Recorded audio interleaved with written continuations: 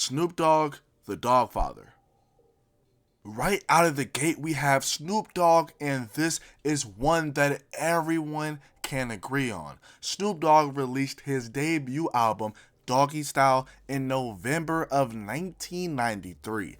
At the time of its release, the album was the most highly anticipated debut rap album of all time. It topped the Billboard 200 charts, selling over 80,000 copies in its first week. Doggy Style went quadruple platinum less than a year after its release. The album was a huge success, and of course after this it came time to follow it up. Snoop Dogg would not drop his sophomore album until 3 years later. During this time, there was a lot going on in Snoop Dogg's personal life and behind the scenes at his record label, Death Row Records. As far as his personal life, Snoop Dogg had to deal with some very serious charges dealing with the deadly 1993 shooting of Philip Waldemariam. Though this incident took place just a couple months before the release of Doggy Style in 1993, the trial did not take place until late 1995 and ultimately concluded in early 1996. The trial concluded with Snoop Dogg being acquitted of his charges. This moment forever changed Snoop Dogg and the direction he wanted to go in with his music going forward. When it came to the Doggfather, Snoop Dogg had a different vision than the higher-ups at Death Row Records. Death Row wanted me to change. Like, they didn't want me to go like as soft as I did on the Doggfather. They wanted me to keep it gangster. They wanted me to like remain gangster and still be, effing stuff up. But I just went through a murder case and I couldn't. My heart and my spirit wasn't in the place to write, dude, I'll kill you, I'll F you up. I was on some, I wanna live and my baby is here. Y'all not feeling what I'm feeling. Y'all didn't sit in that courtroom with your life on the line. Y'all didn't have to go through the agony of watching this man's family look at me as being responsible for this man being dead. Like, y'all not carrying that weight that I'm carrying. So with this, Snoop Dogg went against his label's vision and created the Doggfather. Things got off to a rough start with the release of the album's lead single, Snoop's Upside Your Head, featuring Charlie Wilson.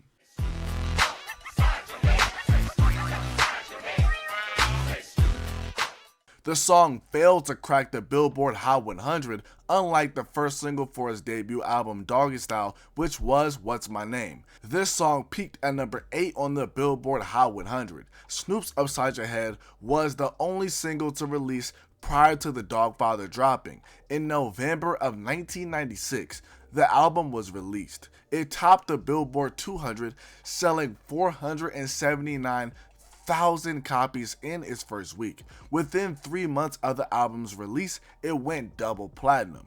The album sold really well, but many fans and critics did not like the album for a variety of reasons. Some fans feel that it was lackluster, had a bunch of filler tracks, no hit singles, and did not measure up to Doggy Style. Another thing that definitely affects how people feel about this album is Dr. Dre's notable absence, which is not Snoop Dogg's fault. Dr. Dre, with the help of some other producers, produced all of Doggy Style. In early 1996, Dr. Dre left Death Row Records, leaving producers like DJ Pooh and Daz Dillinger to largely produce the Doggfather.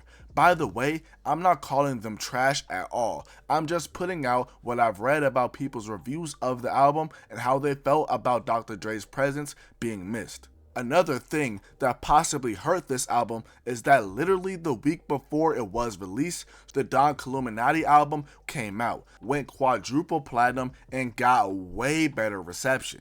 But unlike other artists you'll see on this video, Snoop Dogg managed to bounce back and have a very successful career after leaving Death Row Records. With Dr. Dre leaving and Tupac dying, the writing was pretty much on the wall. Raekwon, Immobilarity.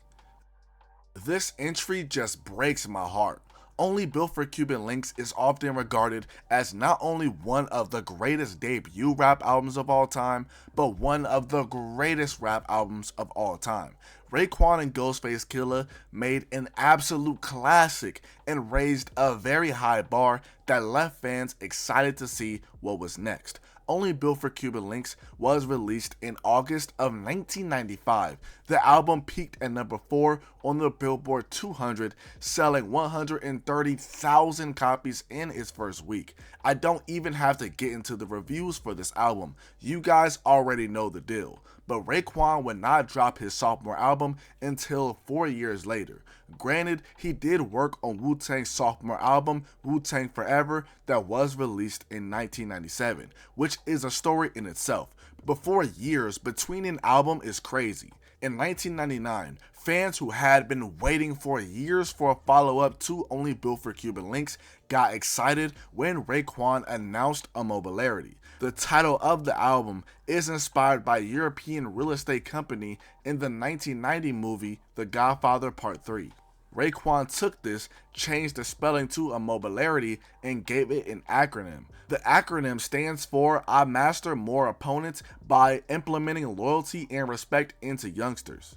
In November of 1999, Immobilarity was released and ended up peaking at number 9 on the Billboard 200.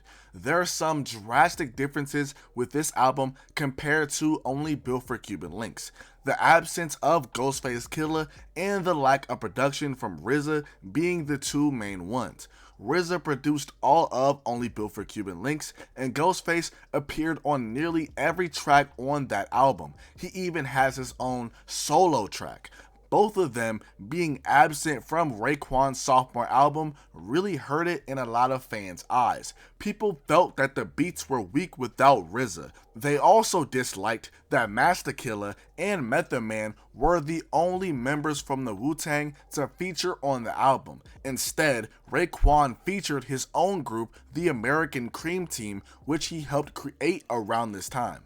As a Raekwon fan, I don't think that this album is all bad. There's a few good tracks, with my personal favorite being 100 Rounds.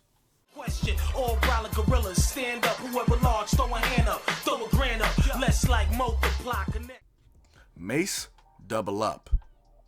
The tragic death of the Notorious B.I.G. in March of 1997 left a huge void on Bad Boy Records. He was the top artist of the label and left big shoes to fill. People wondered who would step up and be the next guy, and it ended up being Mase. 1997 was a hell of a year for him. He was having major chart success with his features on songs with Diddy, Mariah Carey, Brian McKnight, etc. Mase released his debut single Feel So Good, and it ended up peaking at number 5 on the Billboard Hot 100. A couple weeks later, Harlem World was released. The album topped the Billboard 200, selling 273,000 copies in its first week. In less than a year after its release, the album went triple platinum. This album did well commercially and received favorable reviews. It really seemed like Mase was going to be the next big thing in rap until he caught everyone off guard in April of 1999. You know, I told everyone before I started that I don't plan to be here for long. I plan to, use rap as a stepping stone. And I just wish people paid more attention to what I say, then it wouldn't hit them as a surprise. And the real reason why I decided to start rapping, I just wanted to better my life. I wanted to do something better for my life. Not all the time money is the best thing for your life. Like, I look at a lot of people that's rich, and I've seen a lot of women that's rich, and I'm yet to really see a happy, rich person, like deep down in their heart, really happy. And I feel as though I was happier when I wasn't doing music. Mase retiring from music threw everyone for a loop. Even Diddy thought that he was crazy, but ultimately respected his decision to follow his faith. This decision to leave came at a terrible time because Mase was set to drop his sophomore album in a few months. Double Up was released in June of 1999. The album peaked at number 11 on the Billboard 200, selling 107,000 copies in its first week. As of today, it has only achieved gold status. Handcuffing that girl and let her go. My whip's got satellites, see it in the graphics. I ain't only got acres, I fly past it. Some of the main criticisms I see of this album is that it's boring, it did not age well, doesn't have any hits, etc.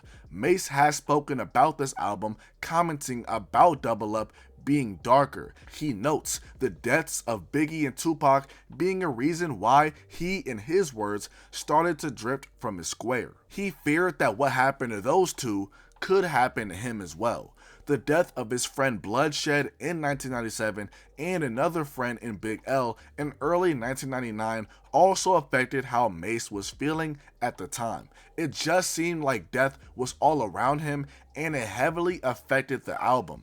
Mase retiring also did not help Double Up, and maybe if he did not retire, people would look at this album a lot differently. Diddy Forever.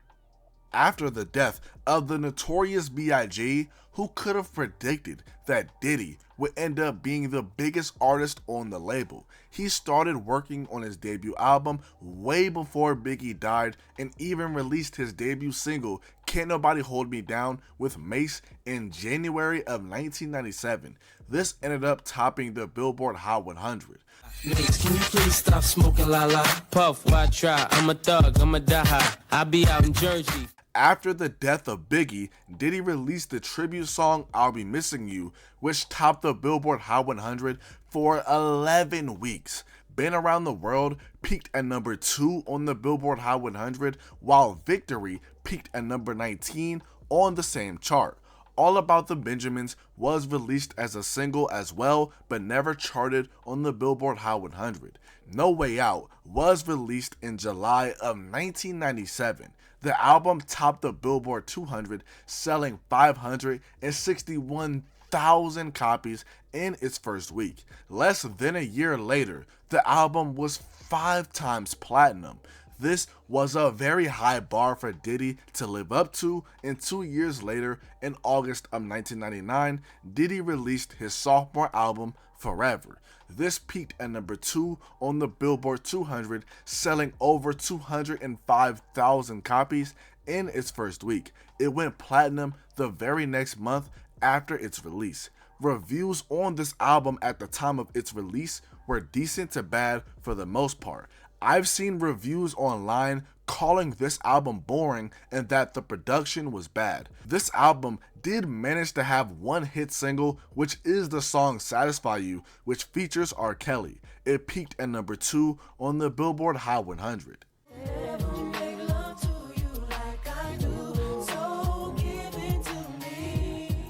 Personally, I feel like this album did not stick due to 2 reasons. One being the death of Biggie Smalls. Biggie was alive for a good amount of the production for No Way Out. 3 of the singles of the album feature him, while one other one is dedicated to his death.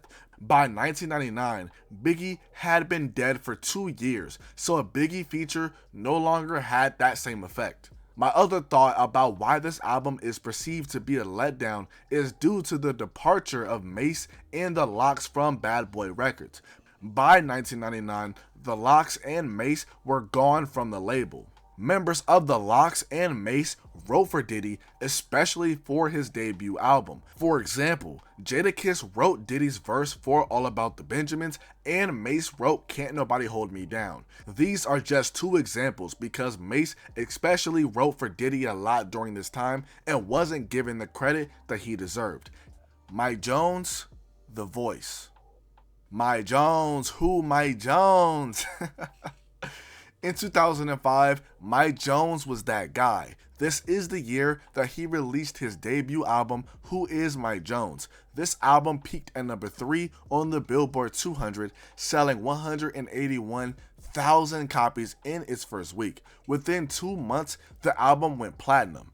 The album spawned 2 successful singles, which were Still Tippin' and Back Then. Still Tippin' peaked at number 60 on the Billboard Hot 100, while Back Then peaked at number 20 on the same chart. Both of these songs went platinum in 2006. Mike Jones was everywhere. People knew his name. Everyone was calling 281-330-8004, and he went on to feature on some hits. While Who Is Mike Jones did not get the greatest reviews, the people still loved him, and it seemed like it was only up for him. But things took a turn when it was time to drop his sophomore album. Leading up to it, Mike Jones dropped the mixtape King of the Streets in 2006. This ended up being his last project on Swisher House Records. It's reported by multiple people associated with Swisher House that Mike Jones constantly clashed with the label. From here, Mike Jones focused on his own label, Ice Age Entertainment. But 2006 is when Mike Jones started to promote his sophomore album. In September of that year, he released the single, Mr. Jones. It barely made it on the Billboard Hot 100 chart by only peaking at number 92.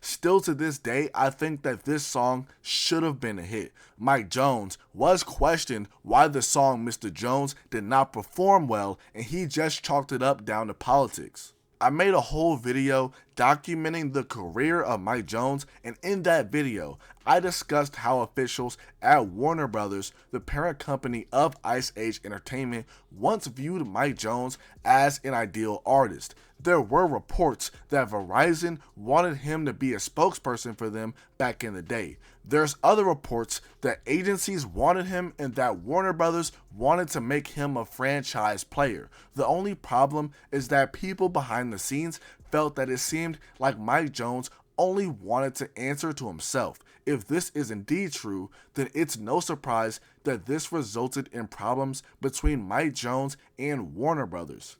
Slice, Mike Jones' former DJ and road manager, came out to say that by 2006, Mike Jones started to blow off signings at mom and pop stores along with places like Best Buy. He even said that Mike Jones started to no-show some of his own shows. Something that's even worse is that it's reported that Mike Jones pissed off DJs by allegedly no-showing promo stops and demanding more money to show up. This would not be good at all because DJs are the ones who spin the records. But at the beginning of 2007, Mike Jones released the single My 6'4" with Bun B and Snoop Dogg. This song barely missed out charting on the Billboard Hot 100 by one spot. My 6'4" was intended for what was supposed to be Mike Jones' sophomore album, The American Dream. This was the initial plan, but due to the label having low confidence that it would perform well,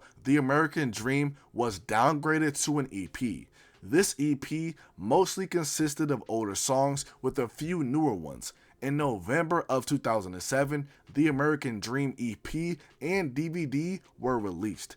The EP peaked at number 183 on the Billboard 200. The same month that the EP dropped, Mike Jones released what would end up becoming the first single to his eventual sophomore album. This was the song Dropping Gimme 50, which featured Hurricane Chris.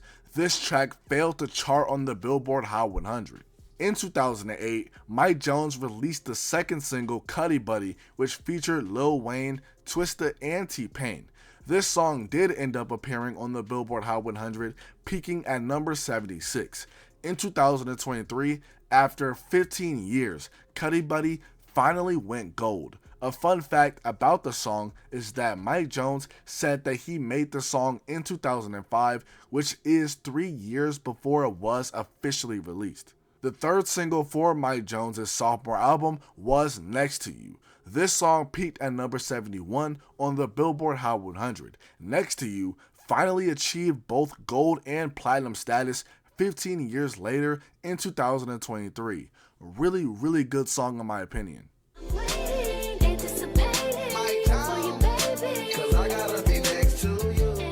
Mike Jones released 2 other singles for his sophomore album, but those did not chart on any chart at all. Finally, in 2009, 4 years after Who Is Mike Jones, Mike released his sophomore album, The Voice. It peaked at number 12 on the Billboard 200, selling only 25,000 copies in its first week. This is an over 150,000 copy decrease compared to Who Is Mike Jones. As of the time I'm releasing this video, The Voice has yet to achieve gold status. As to the reason why this album performed poorly, there's a multitude of different reasons you can point to. 4 years for a follow-up, behind the scenes issues, and people growing tired of Mike Jones's gimmick are 3 main reasons that I can think of. From what I've seen online, this album also does not have the best reviews. It's one thing when you're selling well and not getting the best reviews, but when you're not selling well and you're getting negative reviews, that's absolutely tough. Vanilla Ice, mind-blowing. Vanilla Ice, without a doubt, has one of, if not the biggest sophomore slumps of all time. In early 1990, Vanilla Ice released an album titled Hook on an independent record label called Ichiban Records. Play That Funky Music was the A-side record and Ice Ice Baby was the B-side. Play That Funky Music did not get much traction initially, but Ice Ice Baby absolutely took off. After this, Vanilla Ice was set to sign with the legendary record label Def Jam Records. Chuck D of Public Enemy and Hank Shocklee of the Bomb Squad, who produced for Public Enemy and formed Def Jam Records about Vanilla Ice. They took interest in him and wanted to sign him for $30,000. Public Enemy were set to appear on Vanilla Ice's debut album, and the Bomb Squad were set to produce it. Right as Vanilla Ice was set to sign with Def Jam Records, he received a phone call from his manager telling him to not go through with it. This is because SBK Records jumped in and offered Vanilla Ice a contract for $1.5 million. He took this offer instead and reissued and repackaged Hooked, which was now named To The Extreme. This album was released in September of 1990. The album topped the Billboard 200 charts for 16 consecutive weeks. By the start of 1990, the album was 7 times platinum. To The Extreme was led by the smash hit single Ice Ice Baby, which topped the Billboard Hot 100. When Play That Funky Music was re-released, it peaked at number 4 on the Billboard Hot 100. After the release of To The Extreme, Vanilla Ice had reached megastar status. Everything that he dreamed of was now at his fingertips. Money, houses, jewelry, cars, girls, you name it. Of course, the fame came with a lot of drama. Vanilla Ice had to deal with multiple lawsuits involving his music. He also was being extorted for his music, with Suge Knight forcing him to sign over part of his publishing that was estimated to be around $4 million at the time. Vanilla Ice also had to deal with the insane amount of hate that he was getting at the time. After non-stop touring, he took a break from the public eye by competing in activities that he loved, like motocross racing. When he returned to the spotlight, he had a completely different look and lived a different lifestyle. He went from having a pompadour haircut to having dreadlocks and was now a vegetarian. His music was the complete opposite of pop, with Vanilla Ice now rapping about violence and drugs. Killer ready to pillar, cap of a whack MC. There's no whacking me, cause big dollars is what I'm stacking, G. In March of 1994, Vanilla Ice released his sophomore album, Mind Blowin. This album received very unfavorable reviews and failed to crack the Billboard 200 chart at all. A far cry from what he did just 4 years prior by topping this same exact chart for 16 consecutive weeks. There are actually quite a few people who like this album, and they're entitled to their opinion. It doesn't help the fact that this album resulted in Vanilla Ice being dropped from SBK Records due to its poor performance. People believe that there are multiple factors that led to Vanilla Ice fading so fast from the top, being overexposed, his constant drug use at the time, changing his image, taking 4 years to follow up his debut album, and being unable to prove his detractors wrong are all factors. It got worse for Vanilla Ice because after Mind Blowin was released, he tried to take himself out of the game, nearly dying from an overdose. He thankfully managed to pull himself up from this very dark place. While he never dropped an album as remotely successful as To The Extreme, Vanilla Ice has managed to live a great lifestyle due to smart investments and his dealings in real estate. Roddy Ricch, Live Life Fast. This one definitely stings because when I was in college, I thought that Roddy Ricch was going to be the next big megastar. I first heard of him back in high school due to this kid in one of my science classes who talked about him all the time. He swore up and down that Cowboy and Roddy Ricch were going to be the next big things, but at the time, I just didn't believe him. He was definitely right about Roddy though. The summer of 2019 is when I started to see what this kid was talking about. Roddy Ricch featured on DJ Mustard's single Ballin for his album Perfect 10. This song ended up peaking at number 11 on the Billboard Hot 100. As of 2023, this song is 7 times platinum. This is when I really started to hear Roddy's name heat up. Before the release of his debut album, Roddy Ricch released 3 singles. These were Tiptoe, Big Stepper, and Start With Me. All 3 charted on the Billboard Hot 100, but failed to chart very high. Please Excuse Me for Being Antisocial, released in December of 2019. It topped the Billboard 200, selling 101,000 copies in its first week. The album stayed at the top of the Billboard 200 for 4 weeks. This was largely in part to the 4th single of the album, which ended up being The Box. This song topped the Billboard Hot 100 for 11 weeks. As of 2021, The Box is diamond. This song was literally everywhere. I couldn't go anywhere without hearing it. It started off as a meme and just absolutely blew up. The 5th and final single of the album, High Fashion, did well as well, with that song peaking at number 20 on the Billboard Hot 100.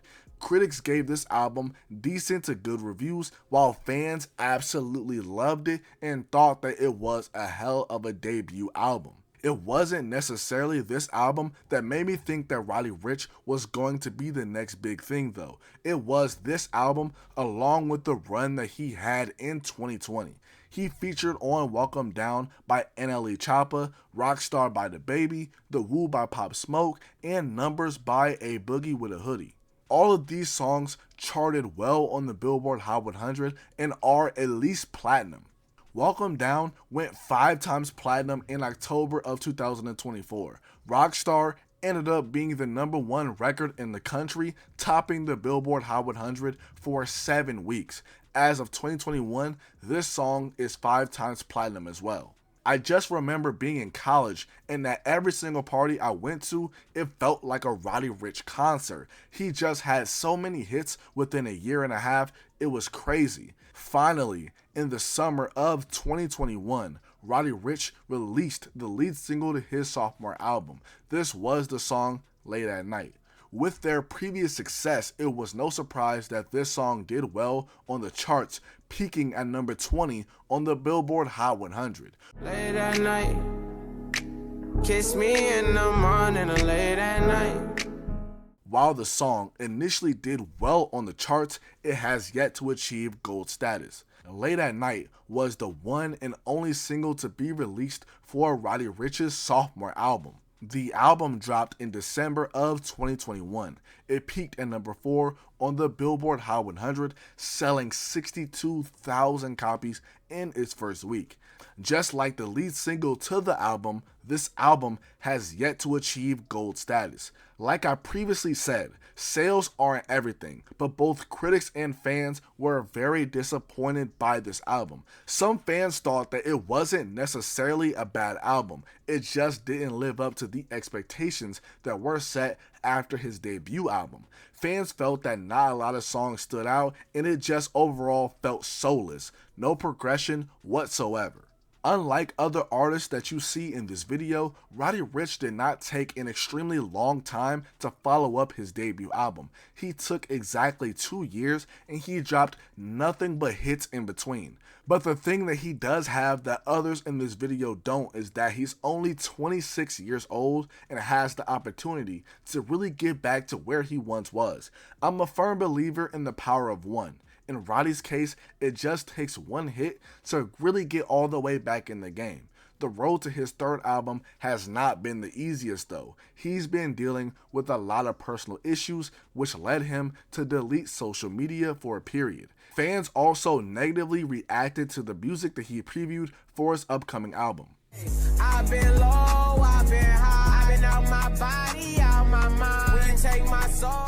Hopefully Roddy Ricch can shake back with this upcoming project, the Navy album, but numerous delays with this album have caused concern with his fans. Chingy Powerballin. Chingy started off real hot with the release of his double platinum selling debut album, Jackpot, in 2003. The album peaked at number 2 on the Billboard 200, selling 157,000 copies in its first week. It was led by the smash hit single Right There, which peaked at number 2 on the Billboard Hot 100. Today I play. I like the way you do that right there, right there. Switching hips when you walk and let down your hair, down your hair. 2 more successful singles followed with the release of Holiday Inn and One Call Away. The gold-selling single Holiday Inn peaked at number 3 on the Billboard Hot 100, while One Call Away peaked at number 2 on the Billboard Hot 100. This also went gold as well. So Chingy was on fire, with him having the second hottest album in the country and all of his singles becoming the 2 or 3rd hottest songs in the country. Chingy released his sophomore album Powerballin just a year later in 2004. This album did not do nearly as well, with it peaking at number 10 on the Billboard 200 with 120,000 copies sold in its second week. It was led by the gold-selling single Bala Baby, which peaked at number 20 on the Billboard Hot 100.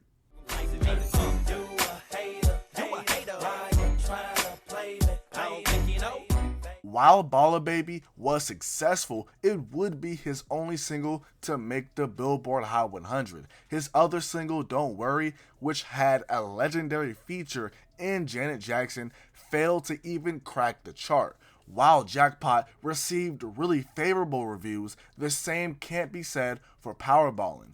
The reviews from critics were more on the negative side. As for why this album didn't perform as well and overall just wasn't as good as Jackpot, is due to Disturbing the Peace having no involvement in the album. Chingy was initially signed to Ludacris's label Disturbing the Peace, where he had massive success with his first album. Before the release of Powerballin, Chingy started having monetary issues with DTP, which resulted in the label not being involved much with Powerballin.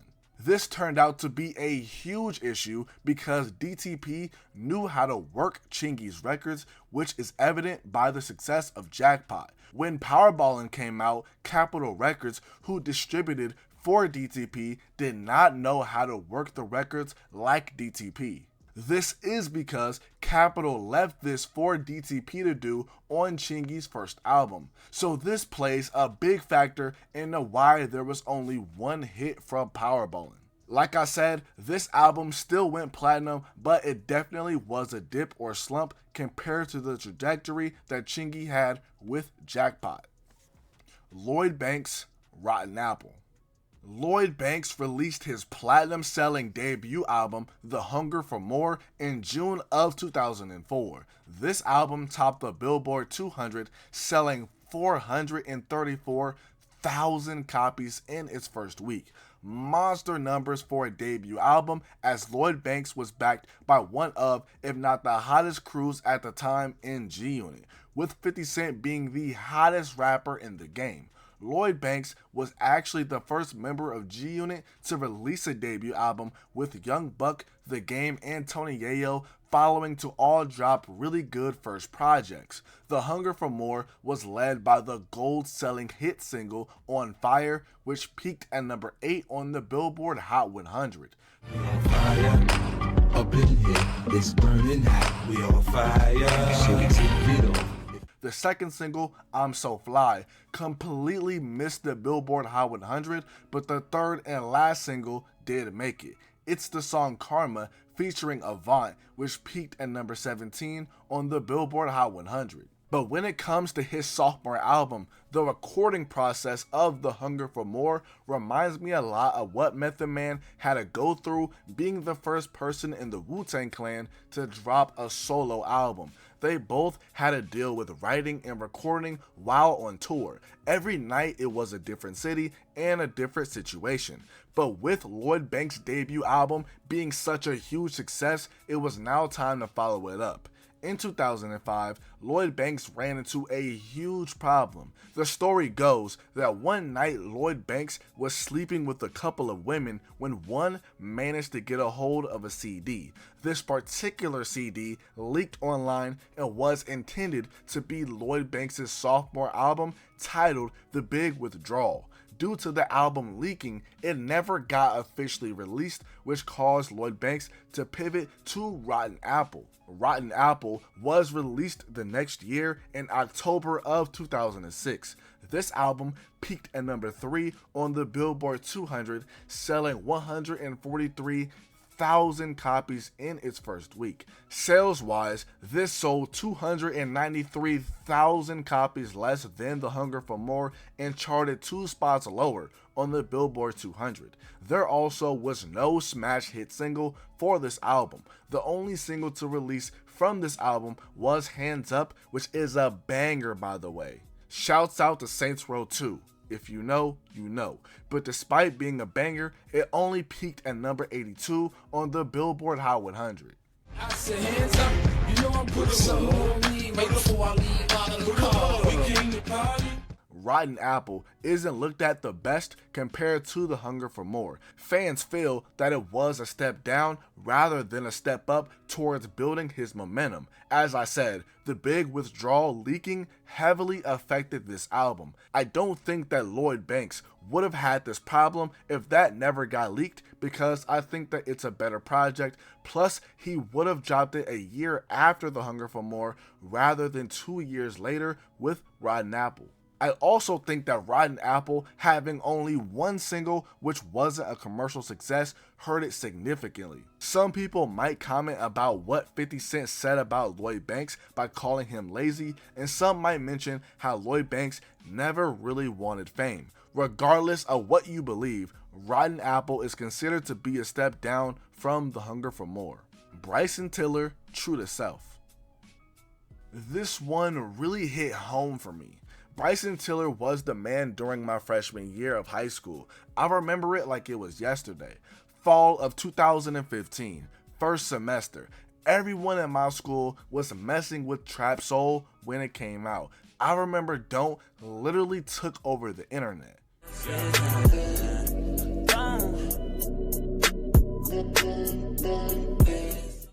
Don't, Exchange, and Sorry Not Sorry were on replay. These were the 3 singles for the album, which did extremely well on the Billboard Hot 100, along with selling over 16 million singles combined. There's 14 songs on the album. Aside from the 3 singles, 10 out of the remaining 11 tracks have obtained gold or platinum status. The only song that has yet to achieve this is the intro. Trap Soul released in September of 2015. It peaked at number 8 on the Billboard 200. After the release of Trap Soul, there was a lot of people, including me, who felt that Bryson had all the tools to be a superstar. He had the look, had a classic debut album, had relatable music, and is an excellent songwriter. Can't forget to mention that he can both sing and rap. Then it came time to follow up Trap Soul, and that's when things took a turn. At the top of 2017, Bryson Tiller revealed that he was working on a new album. This new album was almost done, but after meeting with the producer named NES, Bryson wanted to start the whole album over. NES has production credits on less than half of the True to Self album, by the way. Bryson's sophomore album was initially set to release in June of 2017, but was pushed up to May by decision of his manager. The two singles, Something Tells Me and Run Me Dry, managed to chart on the Billboard Hot 100, but didn't chart nearly as well as the singles on Trap Soul. Something Tells Me did manage to go gold, while Run Me Dry is certified platinum. Despite the singles not charting well, True to Self still topped the Billboard 200, selling over 107,000 copies in its first week. As of 2018, this album is gold. Though the album initially did way better than Trap Soul commercially, many fans felt that Bryson had regressed.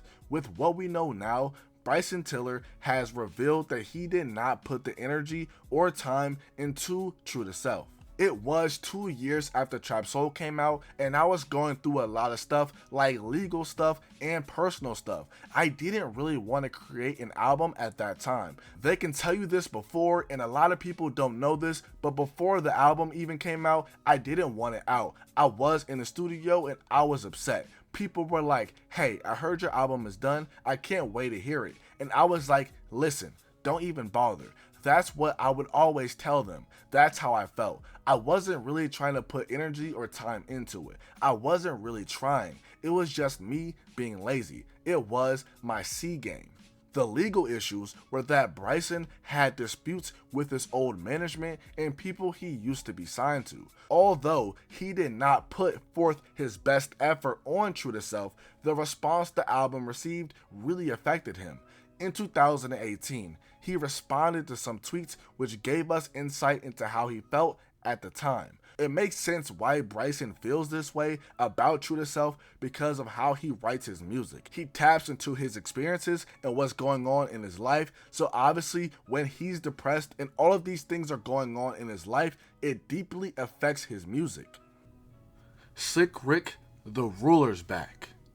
Slick Rick is often regarded as one of the best storytellers in rap history. He's a unique and memorable figure for sure. His debut album, The Great Adventures of Slick Rick, is a classic and changed the landscape of hip-hop. The 3 singles that were released for this album are classics. Teenage Love, Children's Story, and Hey Young World are all essential hip-hop tracks, with the most notable one being Children's Story.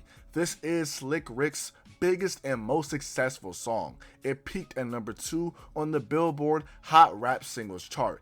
Definitely one of the greatest rap songs ever, and is one of those songs that were absolute game changers.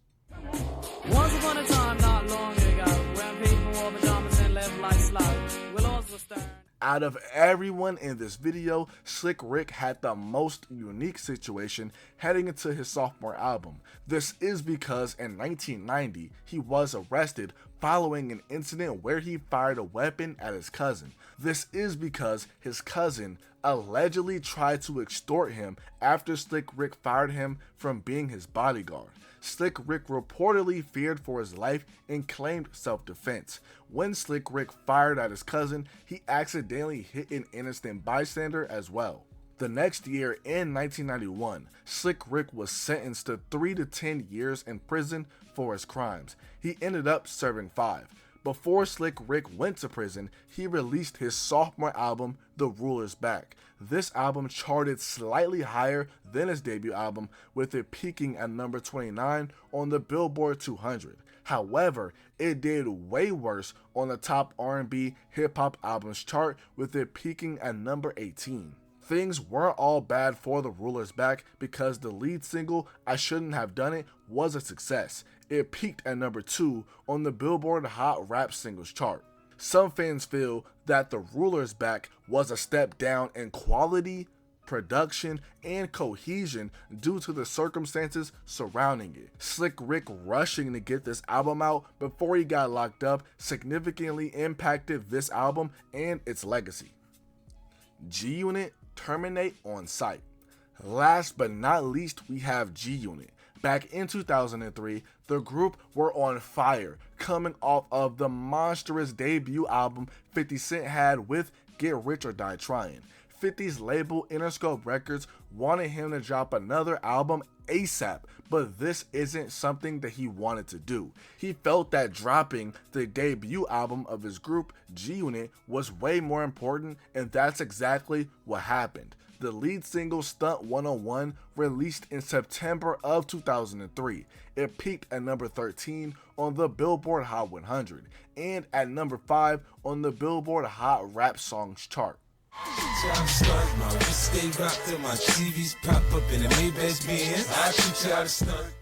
G-Unit's debut album dropped 2 months later in November. It debuted at number 3 on the Billboard 200, selling 377,000 copies in its first week. Then the next week, it peaked at number 2, selling 327,000 copies. By the end of 2003, the album went double platinum. There was another successful single on this album with Wanna Get to Know You.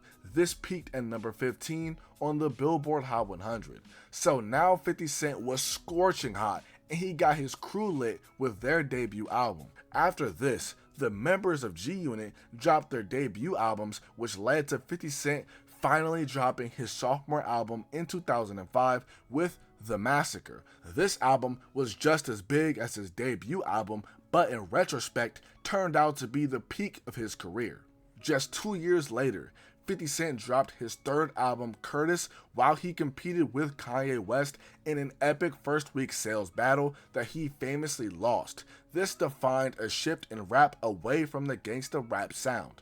I mentioned Lloyd Banks earlier in this video and the situation that he had with his sophomore album. In early 2008, Young Buck would be ousted from G-Unit, but he still does appear on multiple songs on Terminate On Sight. Tony Yayo, still to this day, has only released one album, which came out in 2005.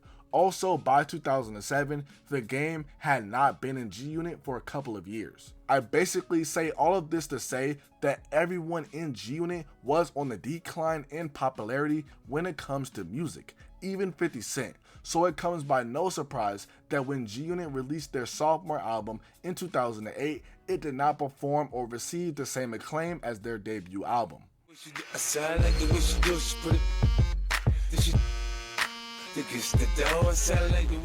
Terminate On Sight peaked at number 4 on the Billboard 200, selling 102,000 copies in its first week. As of 2025, the album has yet to achieve gold status. None of the singles from the album were hits, and this ended up being the final album from G-Unit. There's a multitude of reasons that can explain why G-Unit had a sophomore slump. As I just mentioned, all of the members were on the decline popularity-wise. Everyone's sophomore album did not do as well as their debut or received the same amount of praise. The group taking 5 years to release a follow-up to their debut album is looked at as possibly being another factor. Numerous delays, lack of hit singles, and issues within the group are also things that fans point at. Another big thing is 50 Cent losing favor with Interscope Records by 2008. If you completely don't know what I'm talking about, I have a whole video explaining whether 50 Cent was blackballed or not. This is something that he believes himself and became evident to him after he lost to Kanye West in that first week sales battle. The video is a really good watch and might give you a different perspective on 50 Cent's career. And just like that, I want to thank everyone who stayed until the very end. I appreciate you way more than you know. All in all, let me know how you felt about the video in the comment section below. Let me know what other explained videos you want, or even if you want a part 2. Let me know. I love you guys with all my heart. Peace.